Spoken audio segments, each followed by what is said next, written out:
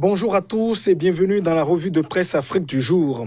Au Togo, Agbeom Ekodjo sortira-t-il libre des locaux de la gendarmerie où il est attendu pour y être interrogé ce mardi? L'opposant, arrivé deuxième à l'issue du second tour de la présidentielle, s'était proclamé président de la République du Togo. Il était alors poursuivi pour atteinte à la sûreté de l'État. Pour le quotidien Liberté qui rapporte les propos des avocats d'Agbeom Ekodjo, l'ultime convocation par le service central de recherche et d'investigation criminelle est un forcing judiciaire visant à mettre le client en prison. Liberté, qui parle aussi de la solidarité des États vis-à-vis du Togo face au Covid-19, affirme que Cuba envoie des médecins au pays et que la France, elle, interdit des journaux.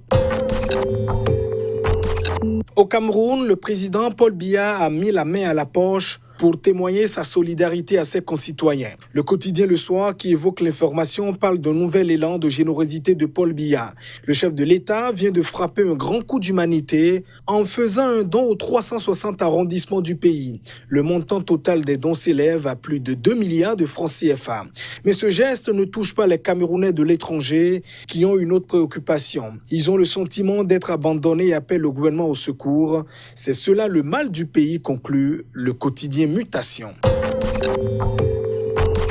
En Côte d'Ivoire, les mesures prises par le gouvernement pour lutter contre le Covid-19 ne sont pas respectées. Et pour mieux surveiller les corridors, la gendarmerie déploie des drones. C'est le jour qui nous l'apprend et ajoute que plusieurs voyageurs clandestins ont été pris en flagrant délit. En politique, Albert Mabry-Touakeus, le ministre de l'Enseignement supérieur et président de l'UDPCI, fait l'objet de traques.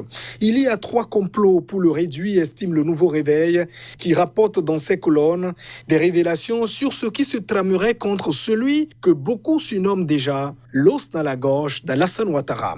Et à la Cour pénale internationale, la procureure Fatou Bensouda demande pardon. Elle vient d'envoyer un courrier au juge Chile Eboé Osouji.